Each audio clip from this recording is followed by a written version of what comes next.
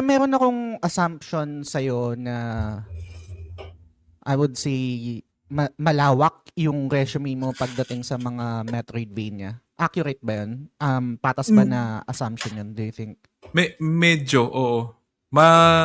Madami na akong nanlaro. Kasi mahilig ako dun sa ganong klaseng genre. Pero mapili rin ako in terms of gaano siguro ka ka-engaging yung game tsaka gaano siya ka-polished. Kasi meron mga Metroidvania na yung parang lang, so-so. Tapos meron talaga yung medyo deep in-depth na masasakin ako dun sa game. Ayun. Natanong ko sa'yo, pre, kasi curious akong malaman, lalo na sa'yo, kasi ako medyo parang limitado lang yung nasa resume ko pagdating sa Metroidvania. Hindi ko nga nalaro yung ano eh, yung other half nung term na Metroidvania. Hindi ko nalaro yung Metroid eh. So, Ah, Castlevania lang yung nalaro ko yung ano na, yung Symphony of the Night. So, curious akong malaman sa pagdating sa'yo, kung anong thoughts mo about it, lalo na sa resume na meron ka. Mapipinpoint mo ba kung kailan nag-evolve yung genre na mahirap na siya?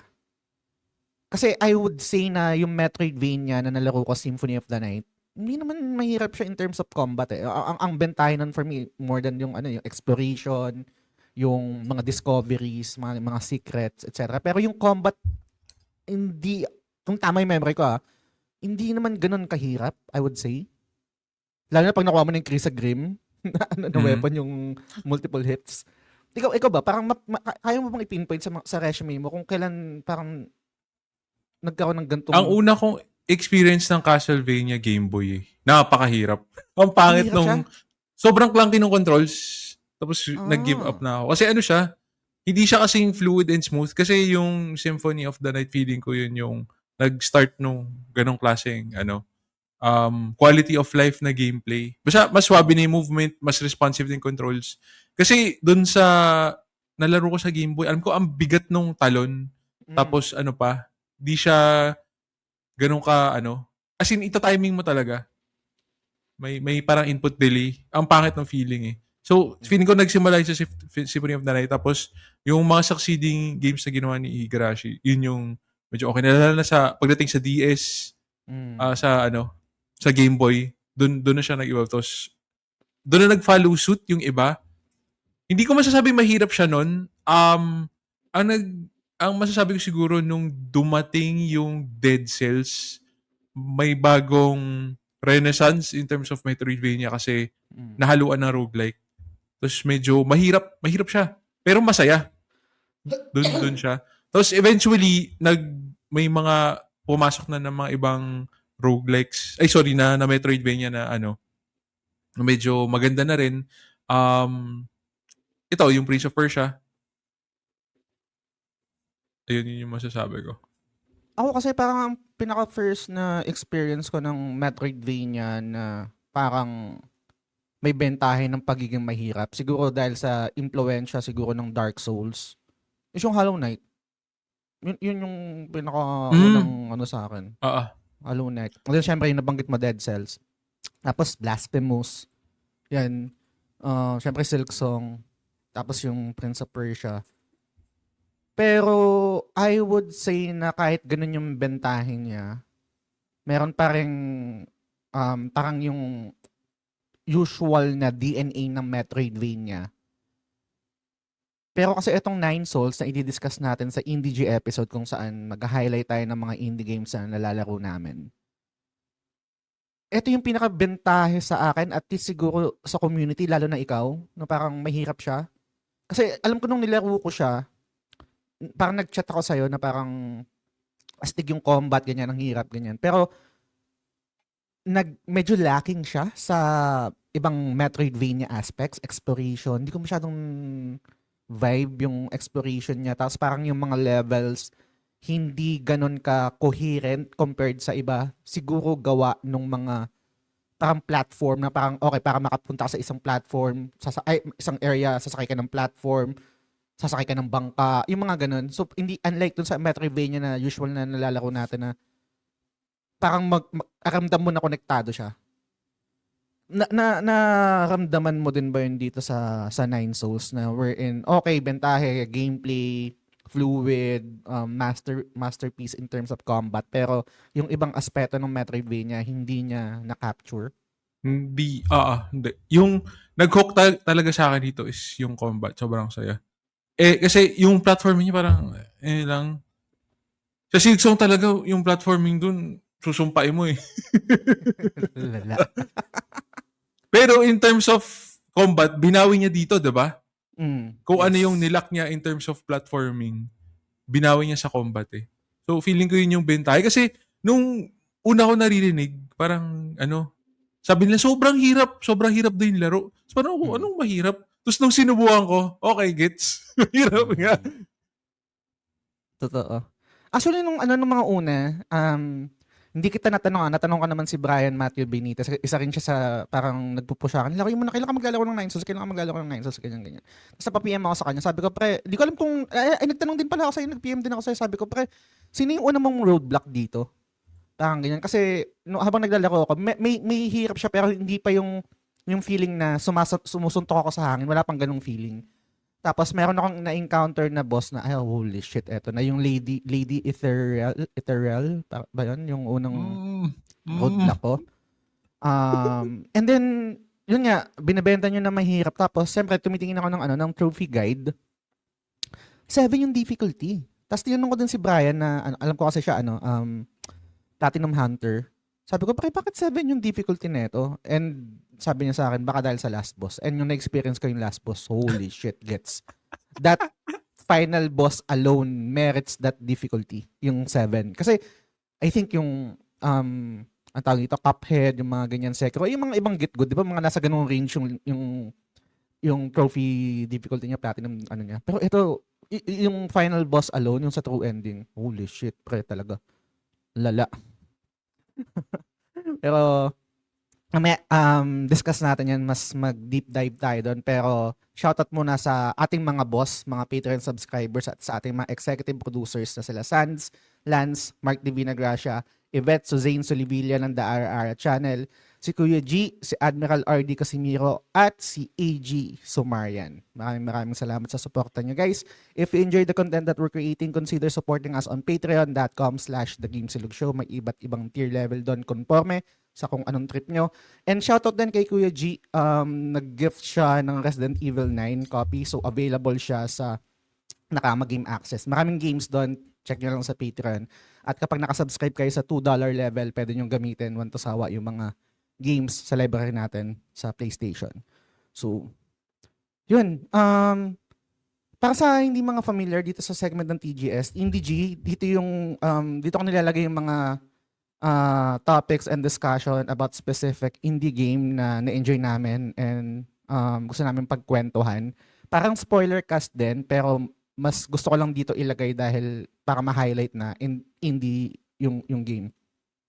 Bago tayo mag-start, bago tayo mag-deep dive, para dun sa mga ayaw ng spoiler at gusto lang magpa-hype dito sa game, paano mo ibebenta yung Nine Souls sa mga gustong sumubok?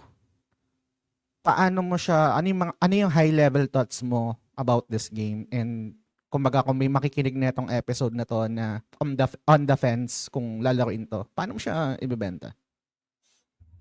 If mahilig kayo sa Souls-like combat, pero Metroidvania style, ano ba? Souls-like na parang Sekiro, na party-based, doon ko siya makukumpara. So, if mahilig kayo sa ganun kasi combat, magustuhan mo yan. Sobrang fluid and responsive ng combat. So, siya, if kayo, gusto nyo matest yung skills nyo, or gusto nyo lang siguro i-try, marirecommend ko siya. Hindi siya ganun kaganda in terms of Metroidvania, pero bawing-bawi siya in terms of gameplay tsaka combat. Yun lang masabi ko. Ano siya, hindi ka magsisisi, yung sabi ko. Pag nilaro mo siya. Yun lang. Agree. Lalo na dun sa mga masokista I think meron ganung klaseng gamer talaga, yung gusto yung challenge. Um, kung gusto niyo yung challenging, gusto niyo sumuntok sa hangin ng mga 10 beses kasi hindi mo matalo yung boss. Para sa inyo tong game. But gaya nga nung sabi ni Dre, and na-discuss namin kanina, kung overall package ng pagiging Metroidvania, I think may mga aspects na medyo lacking yung game. Pero worth it yung final boss. Sabi nga sa akin ni Dre sa PM, parang the boss itself, parang another game. Parang ganun talaga siya. Kasi parang mag-spend ka ng time to study, to memorize, and to execute. I think yun yung pinaka-importante dun na parang, I'll be honest, nung na-stuck na ako, hindi ko siya matalo talaga, yung isang boss dito. Ni-YouTube ko na. Nag-YouTube na ako ng gameplay. Pero kahit nag-YouTube na ako, tumagal pa rin ako kasi iba pa rin yung kung paano mo may execute yung mga dapat Yan ay papanood mong moves, di ba? napapanood mong moves. Pero gaya ng hindi ko alam kung paano ka mag-operate sa mga gantong klaseng game. More on talaga more on memorization and yung parang tawag dito, motto na hindi ko alam kung ilang tries, pero sure bulo ako matatalo ko to. Parang kailangan kong ipakalma lang yung sarili ko na, kasi minsan naiinis na ako na parang hindi ko matalo, ganyan. Kailangan ko lang i-remind ng paulit-ulit yung sarili ko na hindi, matatalo ko to. Hindi ko nga lang alam kung ilang tries. Ikaw, paano ka mag-function? Paano yung sistema mo pag sa mga gantong klaseng boss? Or pag may mga hindi ka matalo na boss sa mga games na nilalaro mo ng mga Get Good, paano ka mag-operate? Yung dito specifically dito sa final boss na to, parang ano siya, kinondition ko na siguro yung yung mentality ko na enjoy mo lang yung process, huwag kang mati-trigger. Ayun. Hindi lang ikaw yung dumadaan sa ganito. Tapos worth ito pag natalo mo na. Ayun. Tapos eventually, lang, paulit-ulit lang talaga hanggang makuha mo yung... Kasi sobrang saya pag nakuha mo na, parang dance na siya, di ba? Kumbaga yung combat. Parang ano yung gagawin niya move, i-counter mo kagad. Tapos lang, muscle memory na lang talaga eh. Yung hindi ka kakabahan pag mag-move siya kung ano pipindutin mo. Ayun, yun talaga siya. Totoo. Tsaka malaking tulong, mamaya guys, ikikwento namin na kasi ngayon medyo lang, parang yung pinaka-experience kasi napaka-fresh pa sa utak ko, kanina ko lang natalo. Ang malaking nakatulong din sa akin pre is yung nare-record ko kasi yung gameplay ko, tapos parang nagpo-post ako ng mga reels kasi super easy content lang siya. Record sa PlayStation tapos upload sa Instagram. Kahit namamatay ako, kahit nagkakamali ako dun sa mga moves ko, kapag nire-replay ko yung gameplay ko tapos meron akong parang section ng gameplay na yun na putang inang angas ko, na ma-motivate ako yun na parang tangin ang angas ko dun kaya pala kailangan ko lang maging consistent kasi pag nagawa mo ng consistent yung mga moveset, kasi well telegraphed naman yung mga moveset it's up to you kung paano mo siya i-execute. Lalo na doon sa isang final boss na meron siyang combination ng move wherein parang string of move siya na parang pag na-trigger mo siya, ito yung moment na dito ko to gagawin. Dito ako mag-unbound counter, dito ako magda-dash, dito ako gaganto. Parang kailangan sa specific na strings of moves, kailangan alam mo yung gagawin mo. Pero alam ko na-hype na tayo, pangpasabik lang doon sa final boss na yun. Gusto ko munang mag-change, mag-pivot sa isang aspeto rin ng game na I would say maganda yung concept, maganda yung parang gets yung intention, pero hindi ako masyadong nag-grab. Parang nung time na nilalaro ko siya, sabi ko, putang ina, ang dami namang nito, ang daming dialogue. Ang daming cheche bureche, parang gusto ko lang lumaban. Pero kasi I think yung intention netong game is para medyo maiba doon sa usual na Metroidvania na parang less is more or parang mala style na Dark Souls or Hollow Knight. It's up to you on how to discover. Ganyan. Pero ito, ang dami kasing line, ang daming story, ang daming flashback, dialogue. Oo, ang daming flashback, ganyan. So, kung mahil kayo sa ganun, goods, mag-click sa inyo. Pero ako, merong mga parts na naiinip na ako kasi gusto ko nang lumaban kasi ngayon yung bentahin ng game eh. Bigyan ko muna pre ng ng parang pinaka-context nung story, no? And feel free to to Sige. butt in. Yung story kasi ng game, nag-start siya nung parang pinakita yung bida natin, si Yi, di ko alam kung paano i-pronounce si Yi. parang nasa parang ano siya, yung edge. Tapos merong isang um, person doon, hindi pa kilala na hinulog siya. Parang may laban sila. Tapos nahulog si Yi, supposedly deads na. Tapos yung primordial roots or kung ano man yung tawag doon, yung fusang, parang kinuha siya and eventually nag-fast forward after parang 500 years, pinakita na nandun siya sa isang village na kasama yung mga ape man. Tapos yung mga ape man na yon is sinasamba, meron silang mga sinasamba na Diyos, tapos meron silang ritual na parang isa-sacrifice yung isang parang member ng grupo nila or ng species nila. And they think na yun nga, sacrifice yun sa Diyos. Pero ang reveal is actually, create yun yung mga tao, yung mga ape man na yun. Kasi, etong sila Solarian, parang cat-like aliens, galing sila sa sa ibang planeta, Penglai yata yung name ng planeta na yun. Tapos, merong virus. Right? Yung virus na yun is, currently that time, wala silang cure. Ngayon, ang ginawa nila is, dahil wala silang maisip na cure, ang suggestion is, parang mag-hibernate muna yung buong species nila sa solarscape. Then, eventually, parang, siguro sa future, maka-invento or makahanap ng cure. Kaso, para ma-maintain yung solarscape na yun, yung parang virtual reality na yun, kailangan nilang mag-sacrifice ng brain. Tama ba? Parang brain yata yung kailangan i-sacrifice. Yung brain ng mga humans. Oo. Yung ape So, men. yung mga ape men. So, ang ginawa nila, parang nag-create sila ng livestock ng mga ape. Para mag-breed. Yun yung sinasacrifice nila to maintain that solarscape. And then, I think ang nangyari is yung pinaka-leader nila, which is pinag-uusapan namin kanina, yung parang yung true final boss, si Aegong, merong ginawa na hindi alam ni Yi, yung bida. Kasi si Yi yung matalino siya and siya yung nag-invento nung parang Eternal Cauldron Project, something na ganun. Ginagamit ni Aegong yung yung parang for immortality, yung parang mag-mutate, parang in-incorporate niya. Kung tama yung pagkakaintindi ko. Tama ba, pre? Parang ganun yung yung naging... Ang alam ko kasi, siya yung nag-create ng virus in the first place. Si Aegong. siya pala. Siya yung nag-create ng virus. Tapos nalaman yata ni... Tapos, byproduct na lang siguro yung immortality. Di ko maalala. Pero parang ganun eh. Byproduct na lang yung immortality after nung years of experimentation. Mas nagme-make sense at mas may bigat yung kung ganun nga. Siya pala talaga yung yung nag-create nung virus.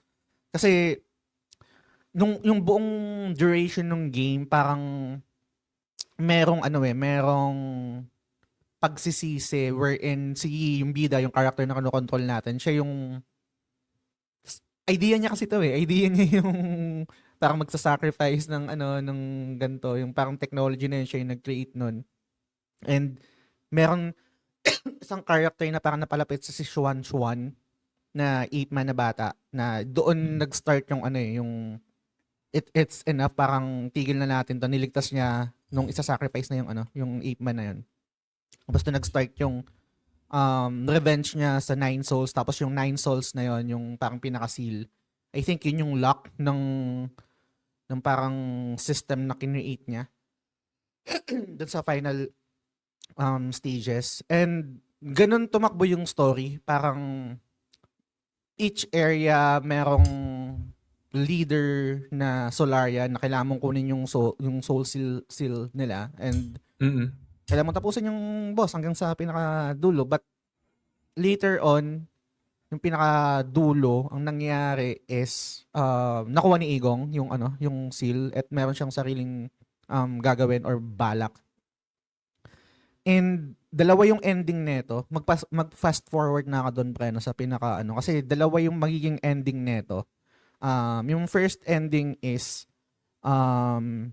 yung Home Sweet Home. Syempre meron mga trigger to, usual naman sa game yon, may kailangan gawin, string of side quests, etc. Pero yung pinaka-normal ending is yung Home Sweet Home.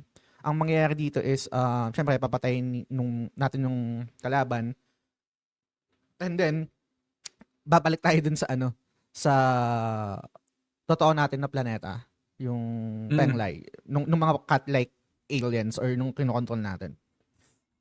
And then parang ang papakita lang doon na nasa hibernation pa rin yung yung mga Solarians, tapos yung human brains pa rin is being used to power virtual, quote unquote, virtual reality.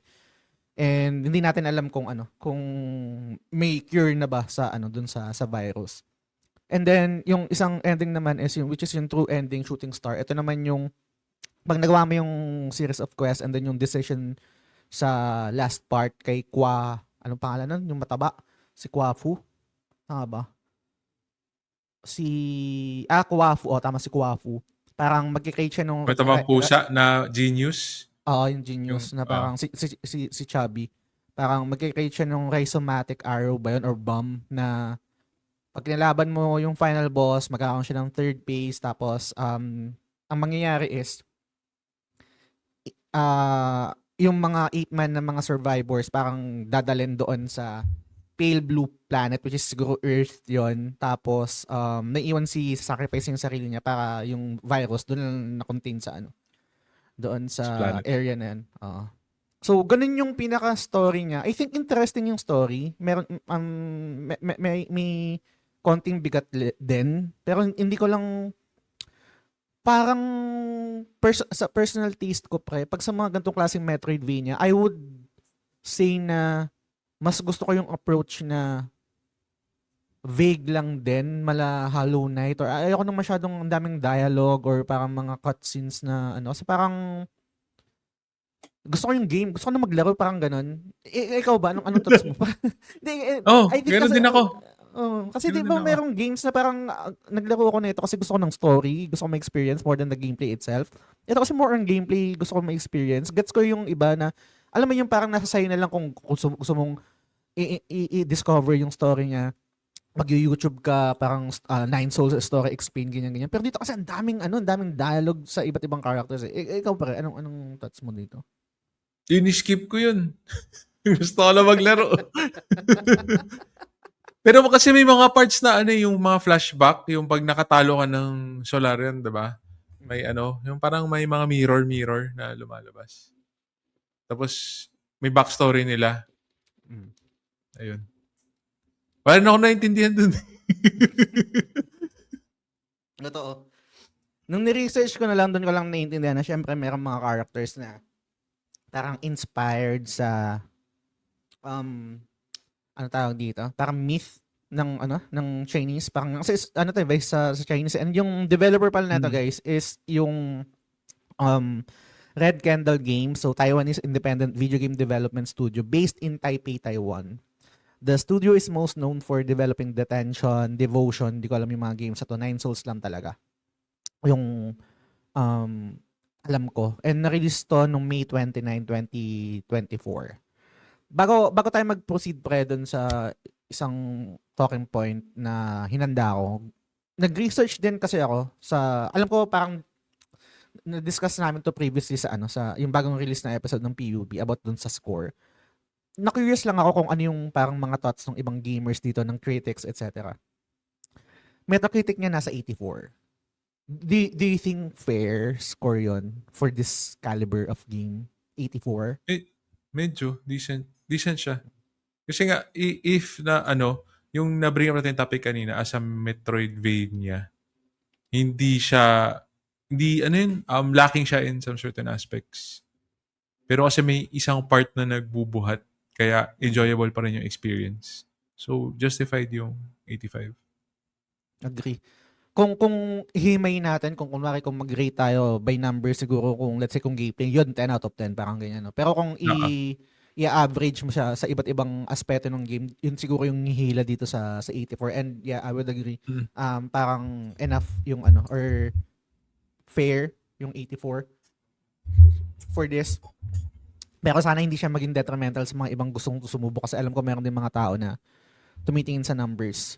And next ko pre, maliban dun sa score, ni-research ko din yung copies sold niya. So, ang nakita ko lang na data is 800,000 copies sold across all platforms reported as of May 2025.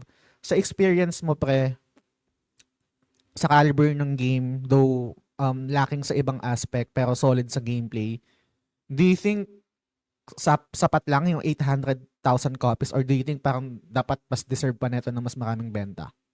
Alam ko lumabas to sa Game Pass. Sa Game Pass ko to nilaro eh. Mm. So feeling ko naka-affect siya dun sa sales if lumabas siya sa Game Pass. Pero medyo big numbers na yun for an AAA game. Yung 800,000 copies. Big achievement na yun.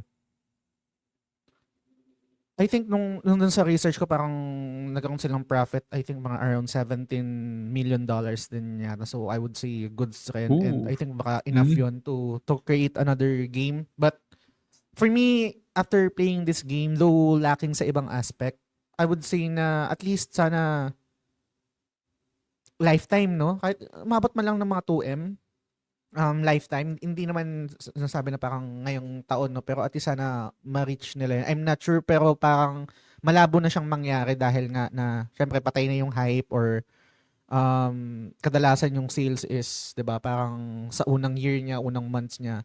And Yun yung most malaki. likely tas most likely baka mga nasa sale, magsi-sale na to 50% off ganyan. Kasi binili ko rin to sa ano eh. Binili ko rin to sale eh. Available siya sa Mm. Nakama Game Access kung trip nyo. Pero yun, gusto ko lang ilatag yun. Tapos proceed tayo pre sa pinaka meat na itong gameplay. Kwentuhan mo ako pre. Kamusta yung gameplay for you na itong Nine Souls? Or yung Meron combat? siyang learning curve in terms of paano ka magpapari. Kasi kailangan nakaharap ka. Tapos kailangan sakto yung tama ng pari. Pero sobrang sarap nung feeling if napapari mo lahat. Tapos aside from that, may ano ka pa, yung talisman. Di ba pwede ka mag-charge. Then may ma-unlock ka pang additional moves na ano tawag doon? Yung pag nag-charge ng pula, pwede mong talunan, di ba? Yung Crimson Attack, pwede siyang ma-unbound counter. Yun. Mm. Ang hirap i-timing nun sa ibang boss. Totoo Totoo. lang. Nagamit ko lang din sa final boss. Doon ko lang siya talagang doon ko lang siya na maximize. Maliban doon sa mga yung mga ang tawag dito, mga obstacle na kailangan mo talagang gamitin ng unbound counter. Pero sa mga ibang boss fight, dinadodge ko talaga kasi hindi ko siya matimingan. Tapos doon sa final boss, kailangan talaga kasi most of the time doon lang talaga ako magkakaroon ng window of opportunity Opportunity. to para maka-damage doon sa kalaban eh. Pero agree, yun yung pinakamahirap dito sa na matimingan, unbound counter. Pero, yun, Tapos aside from eh, that, may builds ka pang pwedeng gawin, di ba? mm, Doon sa kung paano mo siya gustong i-build. Para siyang yung may certain, ano ba to? Ang pinaka siguro ma-relate ko yung latest, yung Pictos ng ang ng Claire? Expedition 23. Oo. 'Di ba? Parang ganun siya. Mm. Yung may certain set of points ka lang tapos i-assign mo kung anong skills yung gusto mo. Pero Ayun. parang charm ng din, ng Hollow Hollow Knight. Knight. Para may Ah, slot ka. Kasi para maparami yung malalagay mo na Jade sa character mo, may iba't ibang skill doon, passive, etc. Um, bibili ka nung parang pandagdag ng slot na mm, doon sa isang merchant. And doon din magbabase yung build mo. Kumaga, merong build na um, defense or parang pang farm and then yung mas heavily on damage, ganyan. And conforme din yun sa sa boss kung ano yung, and yun siyempre yung may tinatawag kasi ako pre ng personal na parang comfort build.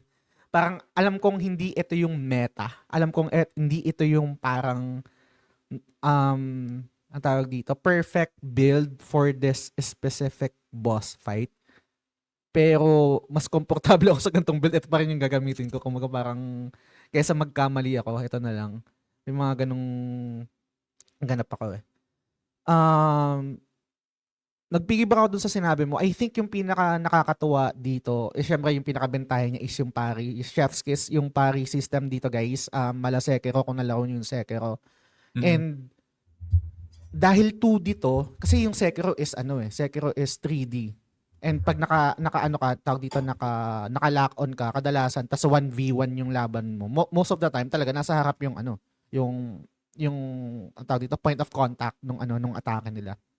Pero dahil 2D to, yung pare niya is conforme kung saang side tatama yung atake at doon ka kailangan nakaharap. Kasi pag nakatalikod ka, Ah, hindi mo siya mapapari. So, yun yung added difficulty and fun ng game kasi hindi ka pwede magpare ng tanga sa likod tatama yung yung kailangan mo humarap doon sa and may space ang pinaka gusto ko pa dito pre gaya ng sabi mo na na ang tawag dito meron siyang learning curve. I think paano ba articulate to?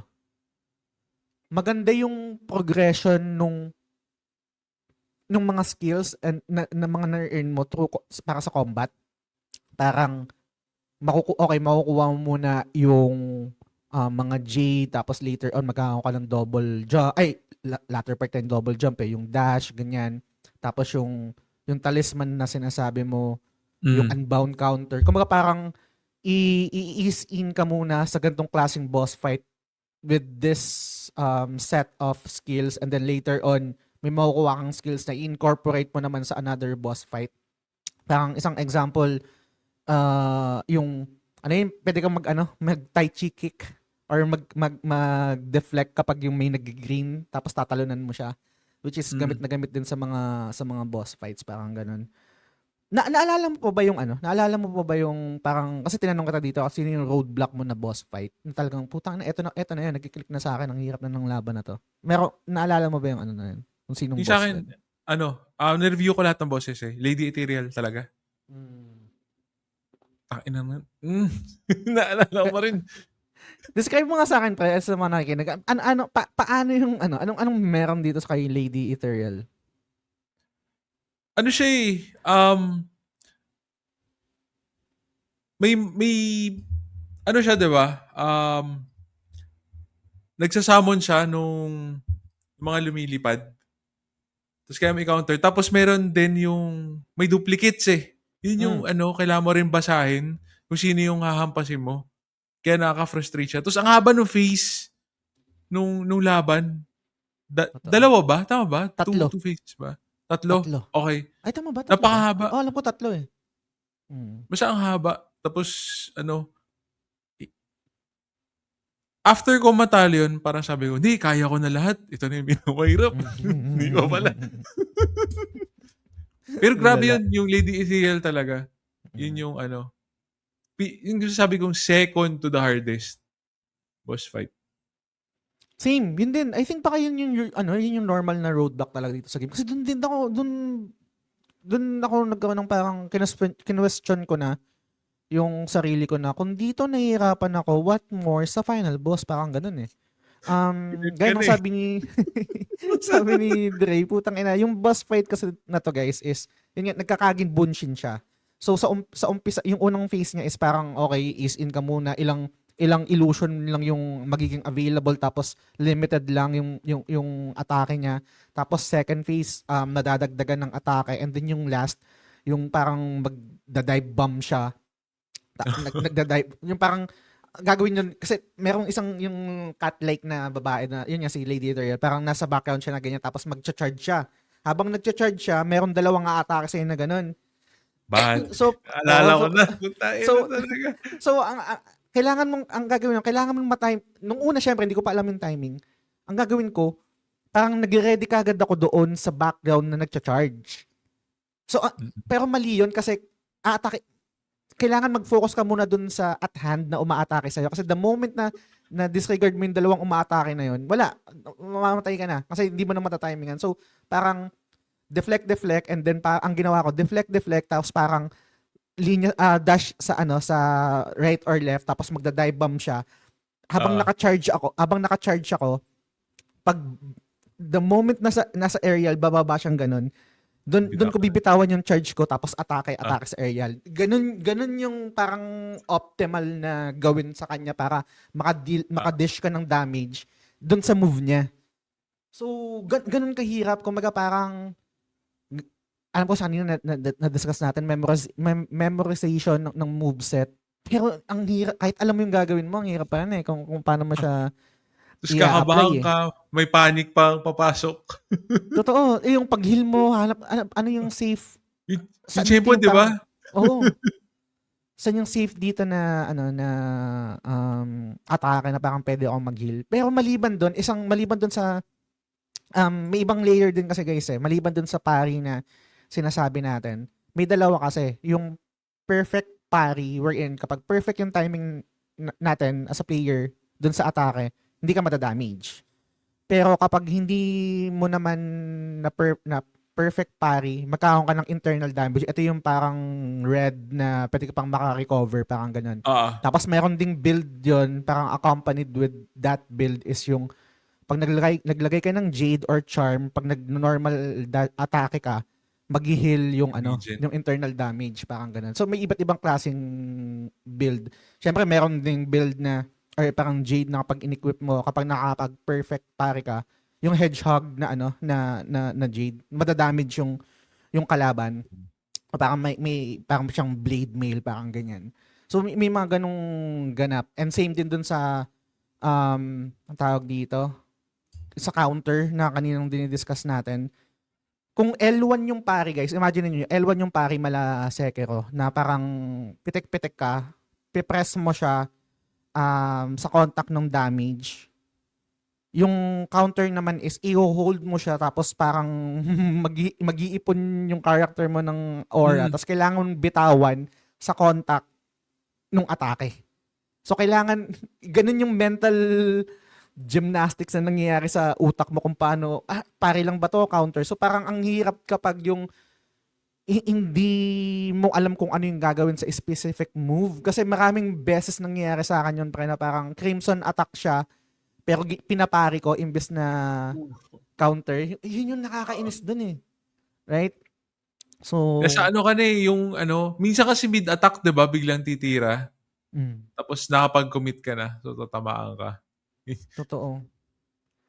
Tapos, yung kanina yung nasabi ko sa'yo, na hindi ko ginagamit yung counter na yun. Kasi yung una yung comfort build ko is yung nagcha-charge attack ako. Yun yung ginagamit ko, hindi ako ma-normal attack. Kasi yung normal attack dito, guys, 3 slash, 1, 2, 3. Tapos parang may charge din siya. Hold mo yung square, tapos mag-charge siya, and then pag binitawan mo yung square, yun yung high damage na attack, charge attack. Tapos meron build na, or meron Jade na kapag nakapari ka, tapos naka-hold ka ng charge, automatic parang magcha-charge na siya. Yung ready na to do charge attack.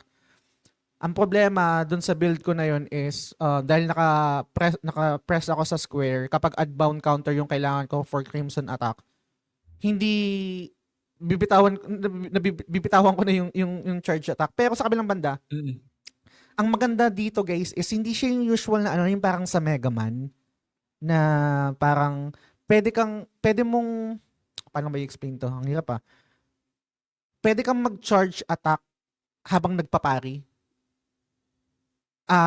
Hindi mo kailangang bitawan or i-cancel out yung charge mo kapag meron kang gagawing ibang action. Pwedeng kung hindi nangangalay yung kamay mo, pero ako nangalay ng daming parang lagi lang ako nakapress sa charge attack, tapos pwede pa rin ako magpari-pari, parang ganun. Hindi ko ma-imagine yun. Hindi ko ginawa yun. Hindi mo ginawa yung charge attack?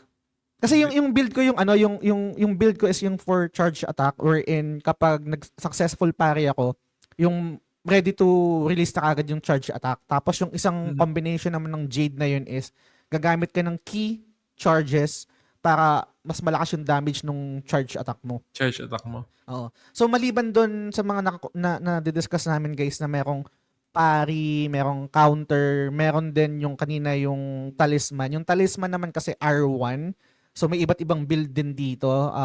Meron yung tinatawag na water flow, yung meron din naman yung full control. Yung full control is nasa sa'yo kung paano mo, kung kailan mo bibitawan yung R1. Kasi pag nag-R1 ka, magda-dash forward yung character natin. Tapos tatanimin niya ng talisman yung kalaban. Tapos sasabog yun. Pero conforme dun sa charges na meron tayo yung damage. Yung isang build naman is yung water flow, automatic yon. Basta mag-R1 lang tayo kahit hindi natin i-hold, automatic mag-detonate yung bomba, yung talisman. Yun yung ginamit ko kasi sa final boss para wala na akong ibang iisipin. Pero yung key charges na yun, nakukuha naman yun kapag meron tayong parry or deflect. So, ganon naglalaro yung yung bawat mechanics. Medyo parang I would say na mahirapan kayong magets kung nakikinig lang kayo sa podcast. Pero kapag nilaro nyo na, magme-make sense na yung mga connecta ng mga bawat mechanics na yun. At ang malupit dito, punta tayo sa final boss pre. Ang malupit dito, yung final boss, yung true final boss para sa true ending, para siyang final exam na i-discuss lahat ng tinuro nung first grading, second grading, and third grading. Parang ganun siya. Tapos, ang malupit pa dito, I would say na hindi mo pwedeng, kahit medyo BS yung third phase, hindi mo pwedeng sisihin yung teacher mo na nagpa-exam nung final exam kasi lahat yun na-discuss. Tama. Lahat yun tinuro. Hindi pwede itong hindi naman lumabas, hindi naman namin ito na-discuss sa bakit lumabas itong ganyan. Hindi, diniscuss sa'yo yun. Lahat nung gagamitin mo sa boss na to, pati yung mga atake niya or ibang mechanic, diniscuss yun. And i-apply mo ngayon yun sa final nagpapatagal exam. sa boss. Yun yung nagpapatagal sa boss eh. Kasi may mga certain attacks na hindi ka familiar gamitin or certain moves na kailangan mong sanayin yung sarili mo paano gamitin. Kaya ka napapatagal eh. Totoo. Pati yung yung tawag dito, magiging honest ako. Nung unang encounter ko kay Egong, kalokohan ba to? Kasi hindi na ako nakatira talaga. Chinat ko si Dre, sabi ko, pre, may delay ba dito? O hindi ko lang makuha yung timing? Kasi parang, pagdating ko dito kay Egong, hindi kumakagat yung mga pari ko. Hindi talaga pre. Tapos parang nung sabi mo hindi pre sa timing lang yan. May timing, okay. Aralin ko nga yung timing. Parang hindi ko masasabi na delay pero may specific point of contact yung atake niya na hindi katulad nung ibang boss. Parang ganun yung experience ko. Lalo na kasi yung, paano ba to? Para ma-imagine nyo kung gaano kahirap yung boss, let's say sabihin natin na master nyo yung na-master nyo na yung mga moveset ng character, yung counter, yung deflect, ganyan. Yung final boss is parang kalaban nyo yung sarili nyo, pero times 100. Galing, parang gano'n. Kasi ang context nun guys, si Egong is teacher, tama ba? Teacher siya ni nung bida, nung character. So mentor niya yun. So yung mga skill set na meron tayo, meron yung boss na yun. Kwentuhan mo pre, kamusta yung kung mare-recall mo pa yung pinaka-experience mo nung time na tinalo mo to o nilabanan mo to, si Egong? Isang buong araw siguro yung sinayang ko para lang ma-memorize lahat ng movesets. And nanood din ako ng video yung kung paano siya talunin. Kasi first phase, medyo manageable siya pag nakuha mo na yung setting. Tapos mas mahirap konti pagdating ng second. Tapos putang na yung third, burado ka kagad. may move siya yung buong screen. Yung sambahan sa block. Okay. Sige, para ma-visualize nila kung paano yung atake ni Egong sa third phase. Imagine niyo si Simon, yung lumilipad siya, yung light speed combo, yung bsh, bsh, bsh, yung ganun. Ang daming ganun. Tapos, ang masama pa doon, kasi yung Crimson attack, guys, hindi mo pwedeng i-block yon. pwede mo siyang i-block kung nasa ground ka kasi pwede ka mag-unbound counter. Pero dahil nasa ere siya, lumilipad, hindi ka makakapag-unbound counter sa ere. So, kailangan mong i-timing yung parry mo tsaka yung dodge mo. Tapos, kasi combination siya ng pwedeng ipari, hindi pwedeng ipari, pwedeng ipari. Kaso ang malala doon, pag bagsak mo, may atake pa siya. Mm-mm. Tapos pag yung atake niya is yung katulad ng sayo, yung pinakapang high damaging na atake niya, yung talisman. Doon ako lagi nadadali, pre. Okay, naiilagan ko na yung atake niya, yung combo, crimson attack, tapos pari. Pag bagsak ko, naka-ready na siya, nag-dash na siya, wala na. Putang na ako. Wala. Ano yun, nakakalimutan ko yun na, ay, gagawin niya pala yung move. So, until ma-memorize mo na ganun. Ang problema kasi, 3 phases siya. So, kunyari, nasanay ka na memorize mo yung first phase, tapos na-stuck ka, second phase naman, may dadating sa point na parang magkakaroon ka ng fatigue, tapos matatalo ka uli sa first phase, tapos putang ina, back to zero na naman yung progress mo na aaralin mo uli. Or, yung sanity mo, kailangan mo i-check. Nababaliw na ba ako? Oh, Totoo. kaya pa. Dagdag ko dyan sa experience na yan. Kasi syempre, mamememorize mo na, right? Yung mga moveset, yung first phase. Kasi yung una talagang sablay ako nun eh. Pero, na-master ko na siya. And then second naman, yung ima-master ko. So, na-master ko na siya. Third naman. Dahil, ang tagal ko nang naglalaro, talagang niraratrat ko, ang pinaka nakakaurat dito, yung mga simpleng andaling move na kaya mong ipari or i-counter, dun nagkakamali ka na rin. Oo. So parang, okay, kailangan ko na magpahinga, kailangan kong pasyal muna. Kasi, hindi, parang for me, nung nilalaro ko siya, parang nire-reserve ko yung sanity ko doon sa mahirap na i-counter na atake. Pero dahil looking forward ako doon, nawawala na rin yung, dahil masyadong focus ako doon, third phase, ito yung kailangan kong makounter tong atake na to. Nag-relax ka na sa ibang moves. Oo, nagiging relax na ako. Tapos doon ako namamatay, pero doon ako nadadali. Yun yung nakakainis. Yun yung sumusuntok ako sa pader palagi. Di ba, para sa akin, yung magandang indication na magandang attempt mo is mga first and second phase, madami ka pang heal na titira. Kasi kunyari, isang heal na lang o dalawa, reset na ako. Papakapatay na ako. Para di sayang yung effort. Nung binanggit mo sa akin yan, yun yung naging gauge ko.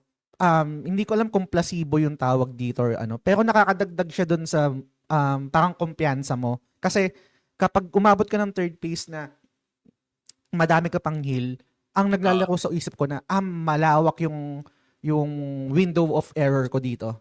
So kahit magkamali ako, makakasurvive ako. Parang ganyan. Compared kapag umabot ako ng third phase, wala na akong heal, nakakadagdag yung pressure kahit sabihin natin ng perfect nakaka-perfect parry ako, may dagdag pressure na putang ina, isang mali ko lang, wala na, deads na ako. So may tulong din sa mental na parang kapag marami akong heal na hindi nagamit nung nasa third phase na ako, hindi, kaya ko to. And yun yung actually, bigyan ko guys ng context, sorry, dumadala ko pre. Minessage ko kasi si Dre kanina na parang sabi ko, pre, parang sa podcast, di ba? Parang, kailan ka bakante, parang ganyan. Tapos nag-G siya, sabi niya, ngayon, G ako. Tapos, naglalaro ako noon nung minessage kita. Sabi ko, hanggang anong oras ka pwede? Ngayong araw, ngayong gabi. Parang sabi niya, hanggang 2 a.m., di ba sabi? Which is 2 a.m. tayo nag-record ngayon ng Lunes. Parang nakadagdag siya sa pressure. Sige, message kita, kayo balikan kita. After nung nadali ko, parang gusto ko kasi dumaldal, parang nakadagdag siya sa putong sarap, putang natalo ko siya, pero hindi siya super sablay run. I would say super sablay run, more on gamit na gamit lang yung heal ko nung sa third phase, tapos parang kung sumablay man, basta ang goal ko kasi pre is kahit ma-damage man ako nung parang whole screen combo niya, wag lang akong bumagsak doon sa talisman niya. Kasi pag bumagsak ako sa talisman ko, putang ina, yun yung ang laki ng damage, parang kalahati ng buhay ko. Parang ganyan. And maliban dun sa dalawa kasi yung variation ng combo na yun. Yung isa yung after ng combo niya, pagbagsak mo, magtatalisman siya. So, kailangan maiwasan mo, kailangan ma-tai chi kick yun or counter. Yung isa naman is yung magdadash siya, tapos yung merong 3 slash na mabilis.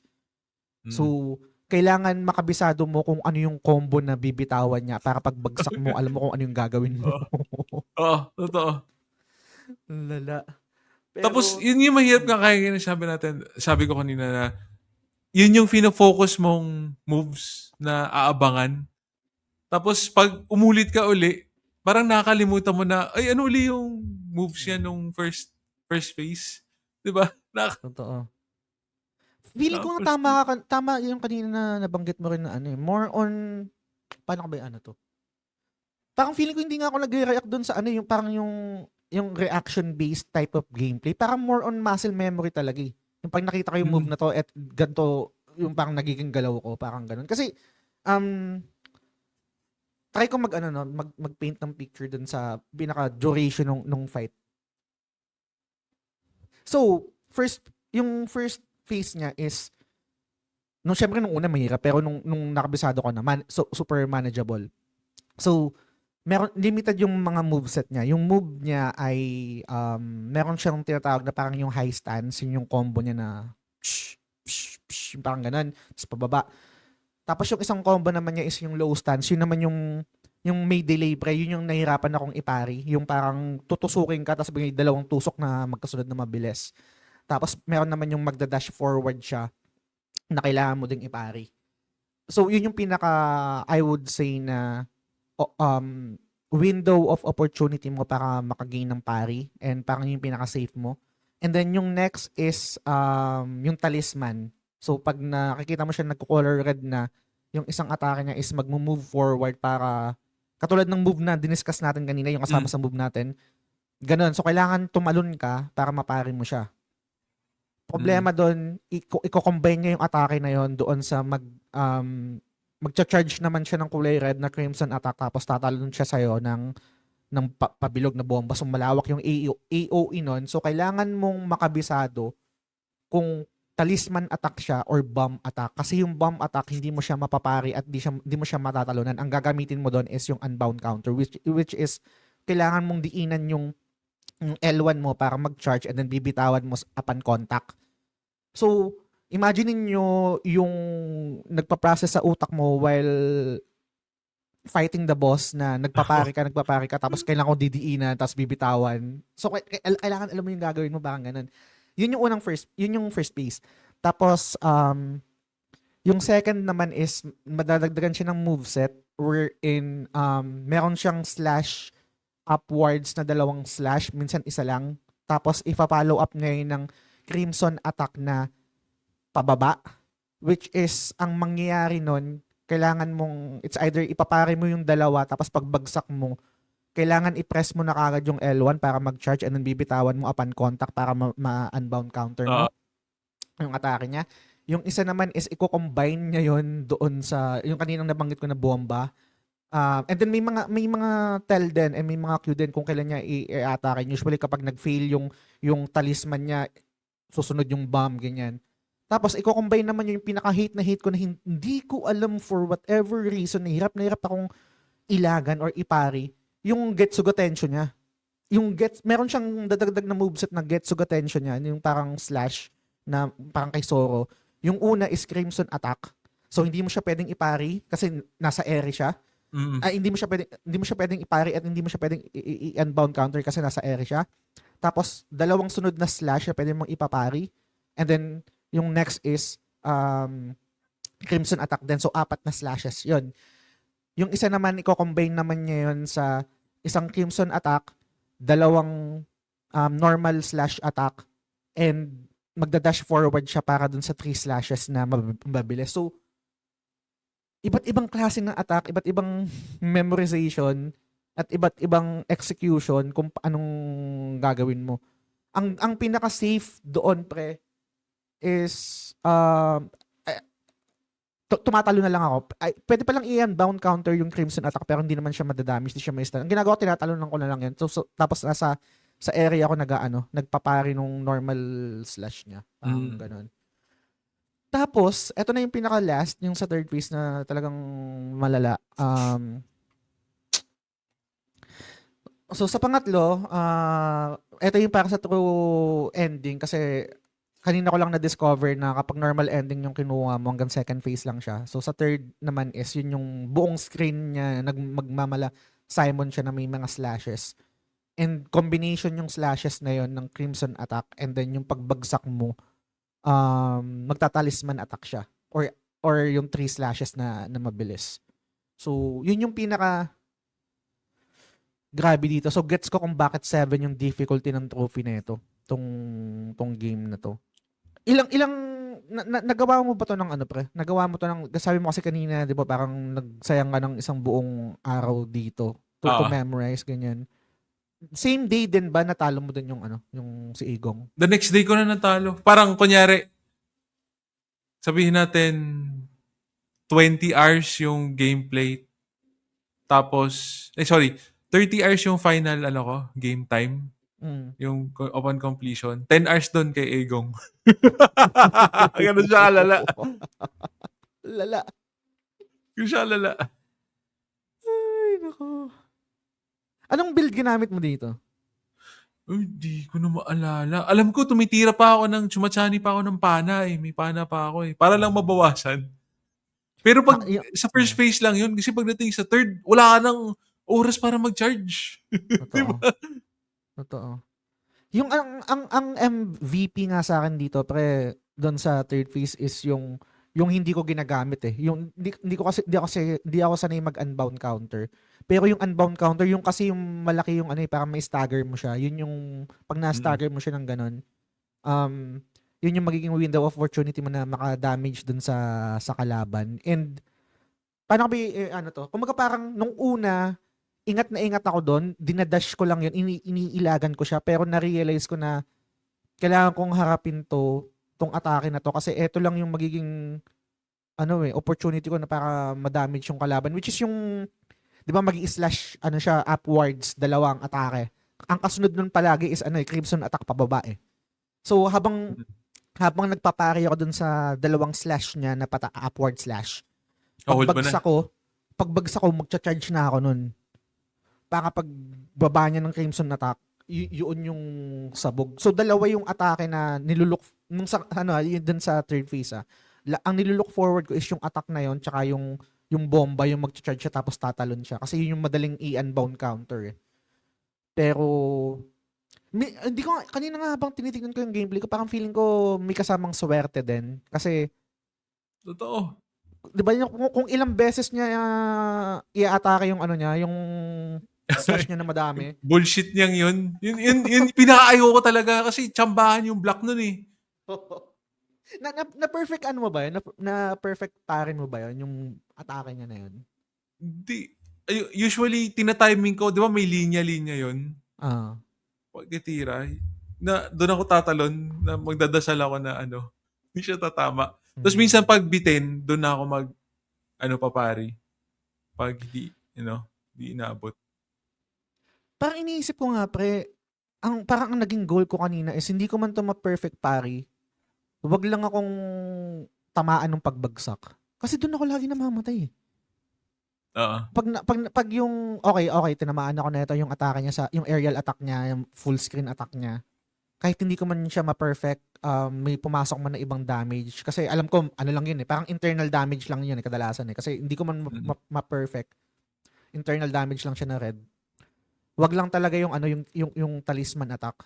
Tangina, doon ako urat na urat eh. Kasi yung Crimson Attack guys, imagine niyo yung dash forward siya. Kailangan hindi ka bumagsak doon. Kailangan ma-tai chi kick mo siya. Yung parang pogo. Oo. Kailangan mapogo mo siya. Yun yung holy shit, putang ina to, bullshit to. Yung ganun.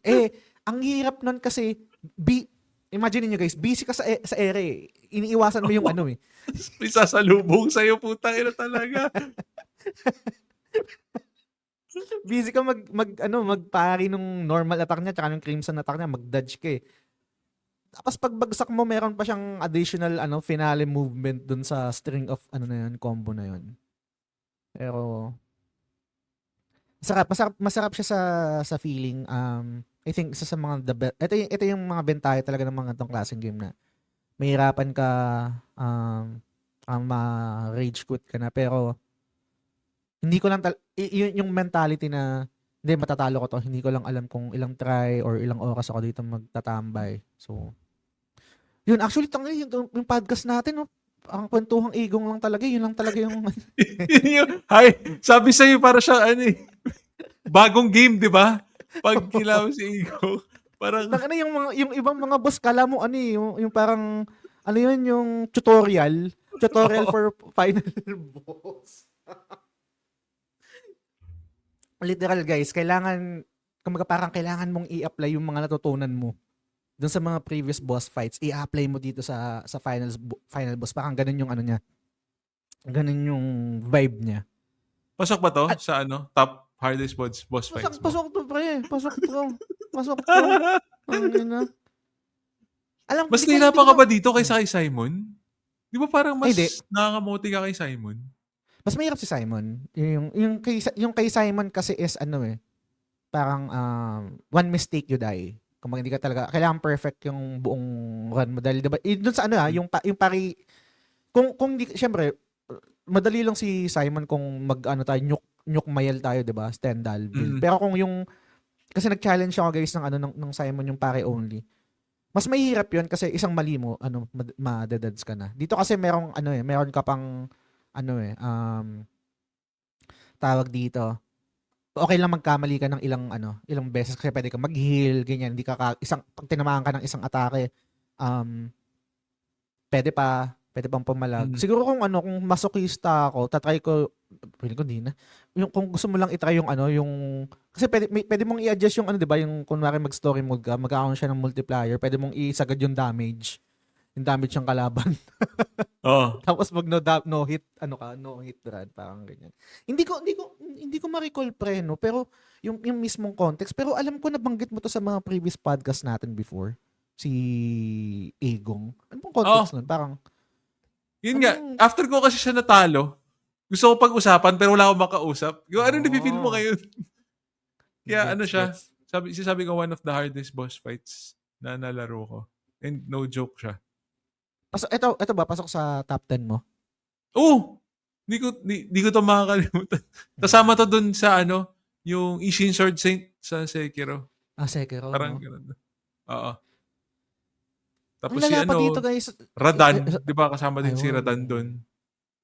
Sino yung yung sa Earth 3 na Radan? Or Yung sa Earth 3. Yung sa Earth 3. Ang malala pa dito, guys. Hindi ka pwede mag-level grind. Skill based siya. Wala kang pwedeng dito. Kahit sabihin mo merong specific parang meta na build na mas advisable to use on this boss, hindi. Kailangan tama pa rin yung ma-execute mo pa rin ng tama. Malaking tulong yung panonood ng YouTube to familiarize sa mga movesets. Pero nasa iyo pa rin yun execute mo pa rin 'Di ba? Parang imagine mo merong nag-coach sa'yo, tapos 'di ba? Ito yung ganyan. Tapos actual na laro ng basketball, hindi naman palagi ma-apply mo kung ano yung tinuro sa'yo Depende doon sa circumstance and yung reaction mo Iba-iba yung reaction time natin, di ba? Mm. So, may pa siya, may adjustment period pa doon sa nakikita mo tsaka doon sa kung paano talaga siya in-execute. Alam mo, ang ganda nung neto, pre. I would say na maliban dun sa pagiging mahirap niya, I would say na well-designed yung boss fight. Kasi nabanggit ko yung basketball, right? I'm not sure kung, hindi naman ako nagba-basketball, pero alam ko lang yung nangyayari doon. Kunwari yung para ma-build mo yung momentum mo, ginagawa nila parang nag-free throw muna, para maramdaman lang yung, or magli-lay up ka muna, para maramdaman yung yung swish ng bola na parang okay, build momentum, ganyan. Nung kabisado ko na, tapos parang more on focusing na lang ako sa third phase. Actually, yung first phase, second phase, more on parang building momentum to prepare you dun sa doon sa third phase. Parang ganun yung naramdaman ko. Kasi parang, syempre, siguro, muscle memory na, ang dali nang ipari nung yung pag na-accustom ka na dun sa ano, dun Ah, sa rhythm manina niya. lang, no? Yung phase Mali 1. na lang eh. Phase 1, ganyan. Yung phase 2, pwede pang magkamali, conforme sa ano, sa move na ibabato sa'yo. Pero yung phase 1, wala na. Ang dali na rin talaga eh. Ang ganun siya eh. Do you think, ano, patas to? Patas tong pagkakadesign kay Egong as a difficult boss fight or one of the, or top 10 difficult boss fight. Do you think patas yung pagkakadesign sa kanya? Ano lang, kasi pwede mo siya kasi kalabanin ng walang third phase. Depende sa, ano mo, diba? Sa pinili mo, sa choice. So, feeling ko fair naman na if gusto mo talaga ma-achieve yung true ending, may ganong additional layer of challenge na phase 3. Kasi kung sabihin natin phase 2, matagal mo na natapos to, diba? Kung 2 phases Oo. lang. Hmm. Yung So, third lang yun. talaga. Pero ako, nung una, alam ko parang, syempre, lagi naman pag di mo pa kabisado, ganyan, di mo pa alam yung gagawin. Bullshit, ganyan, bullshit naman. Pero, doable eh, gaya ng sabi mo nga, di ba, nung sa ano, doable yan, sir, parang ganyan. Doable talaga siya, yung ano, yung boss fight. Pero, ang hirap talaga niya. Super hirap. I think, etong boss fight na to, depende sa type ng gamer kung ganito yung parang wheelhouse nyo. Kailangan yung laruin to. Kailangan yung may experience si Igong. So, totoo, oo. Di ba? Masaya, Parang, masaya.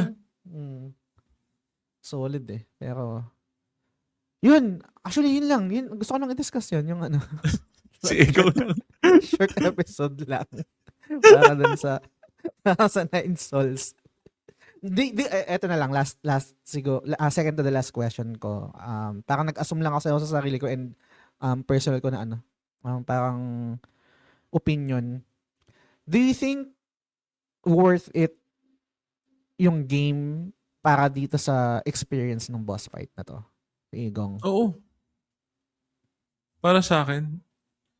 Kasi, ano if mahilig ka sa, sa Souls-like gameplay, ano yan, take up mo yung challenge, siguro, na sa tingin mo, if, ka talaga, enjoy mo, or if may pagyayabang ka, sabi mo, hindi, magaling ako sa ganitong klaseng games. Try mo lang din.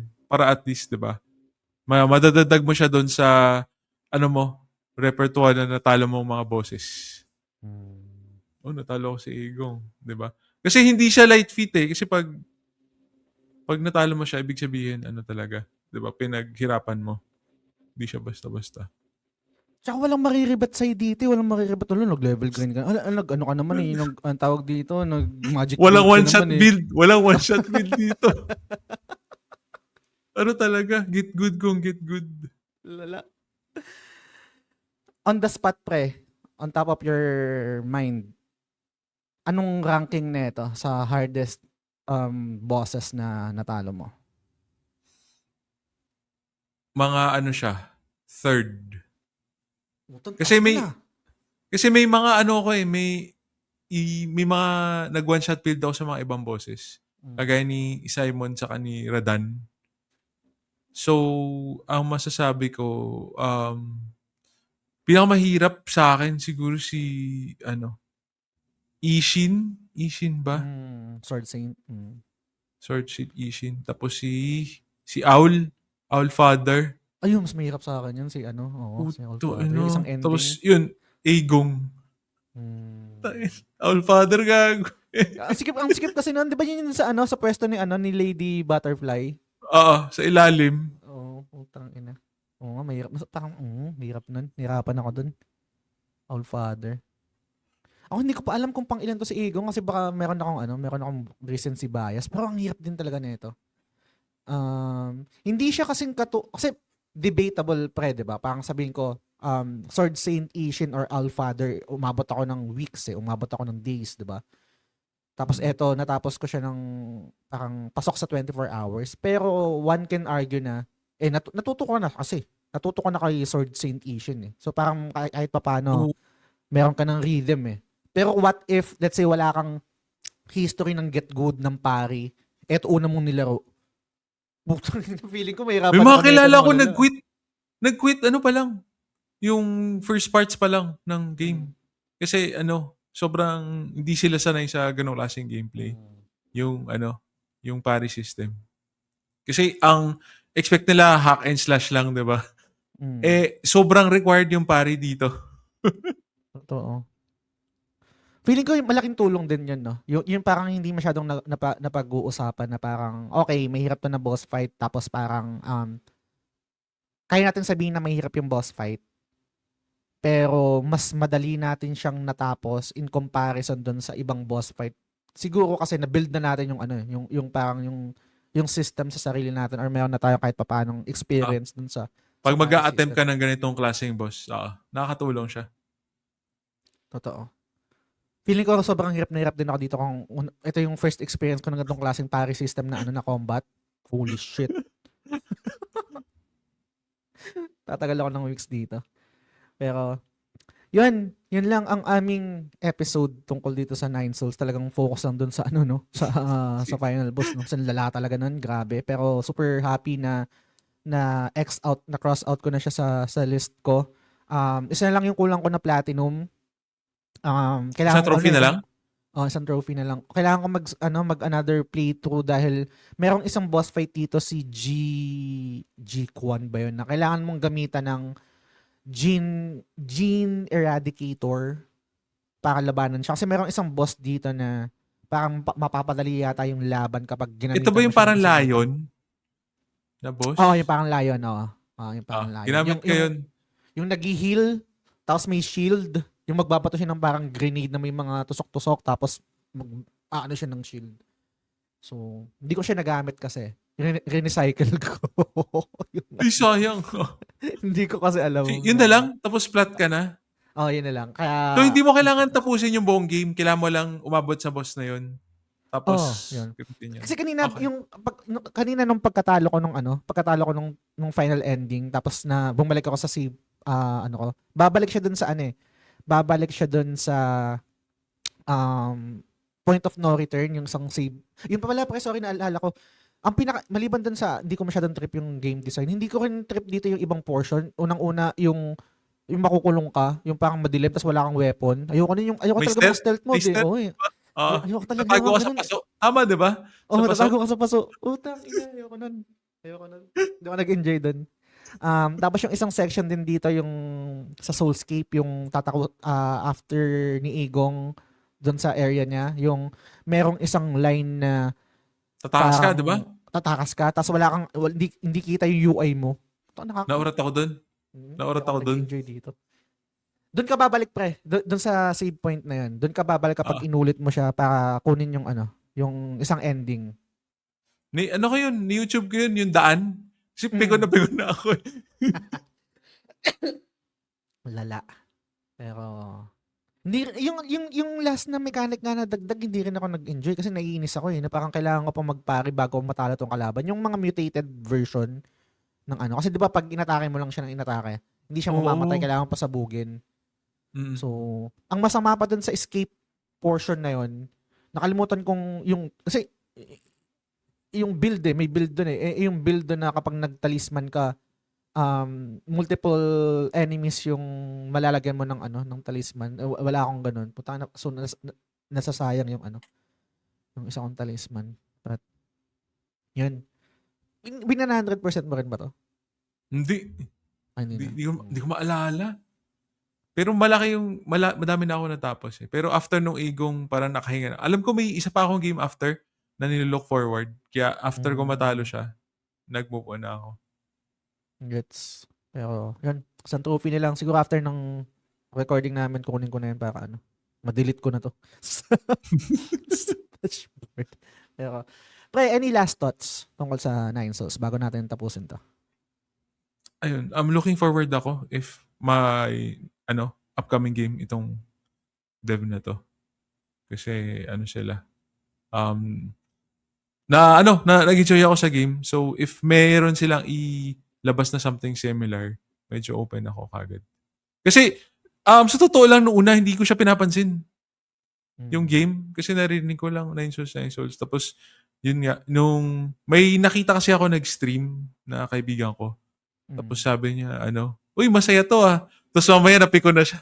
Ang hirap tinigil na niya. Tapos lumabas siya sa Game Pass. Kaya, sinubukan ko na rin.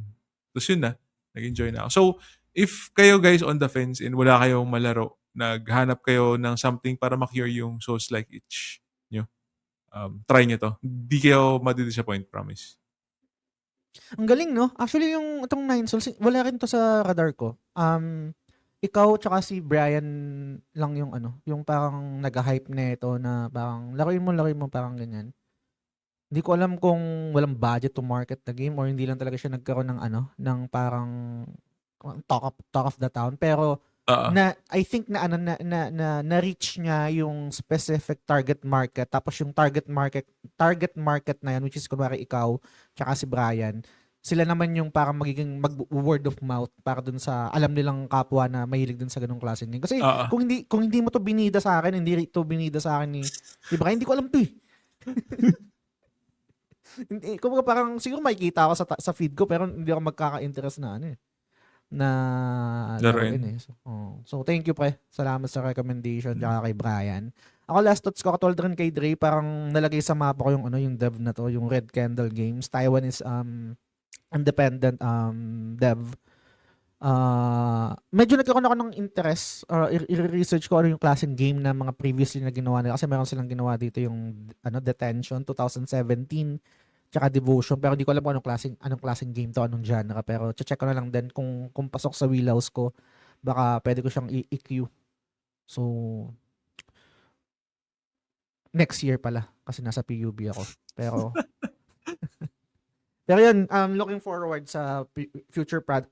Sana enough yung naging profit nila to create another game na kasing kalibre na ito. Alam mo pre, sorry. Kung ma-improve nila yung ibang aspeto ng Metroidvania, kaya neto, kasi mas gusto ko yung combat neto kaysa sa Hollow Knight. Kaysa sa Silksong. Mas gusto ko yung combat niya, yung parry system niya, yung counter, ganyan, yung may pogo. Pero yung exploration, kahit nga sa yung music serviceable, pero iba yung music kasi ng sa Hollow Knight eh. Parang tumatatak talaga sa utak niya. Merong magandang music dito, yung end credits. Ni-research ko siya, parang banda, parang Nine Souls yung title. Tapos yung banda Escolage, yata yung name ng banda. Solid din, pero anyway, maraming salamat sa nakinig, and kung ma-inspire man kayo or magkaroon kayo ng drive to play this game at nilalaro nyo na, sabihin nyo sa amin, kwento nyo sa amin yung experience nyo kasi di ko alam kung ganun yung naramdaman mo, pero kung ganun yung nararamdaman ko ngayon na parang gusto kong malaman yung experience mo kapag nakaiigong ka na. Oo. Kaya ako nag-G kagad nung nagsabi kasi mas maganda pag fresh yung experience. Kasi ang dami mo talaga thoughts dun sa boss. Sabihan nyo kami guys kung lalaroin nyo to, tapos pag nasa final boss na kayo, kwento nyo yung experience nyo. Super curious. Kung mag-a-agree man kayo or kung hindi naman, madali lang naman eh. Hindi malupit. Pero may mas malupit sa inyo, yung mga Patreon subscribers natin. Shoutout sa ating mga executive producers na sila Sans, Lance, Mark D. Vinagracia, Yvette Suzanne Solivilla ng The RR Channel, si Kuya G at si Admiral RD Casimiro at si AG Sumarian. Maraming salamat sa suporta niyo guys. If you enjoyed the content that we're creating, consider supporting us on patreon.com/thegamesulogshow. Maraming salamat sa time mo. Sakto at available ka. Nakapag-record tayo ng episode. Actually, ang plano ko lang kung kailan ka available for next week eh. Pero nag-G ka ngayon, edi ngayon na. Talagang dagdag pressure eh. Kailangan tapusin ko na itong boss na to. Hindi pwedeng tumagal pa. Pero salamat sa time mo, pre. Any last thoughts or promotion kung anong shit? Wala naman. Goods na? Okay. Yun, pre. Salamat sa time mo at sa lahat ng nakinig. Sa susunod na episode ulit. Bye. Bye.